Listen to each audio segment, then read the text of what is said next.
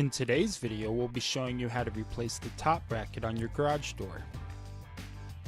You'll need a 7/16 wrench, a 1/2" wrench, a drill or an impact gun, and a ladder. Start by loosening the nuts that hold the bracket together. It is not necessary to remove the nuts all the way. Next, you'll remove the Tek screws holding the bracket to the door section. Be sure to securely hold the door panel to the wall when removing the bracket. The roller should slide free at this point. Get your new top bracket.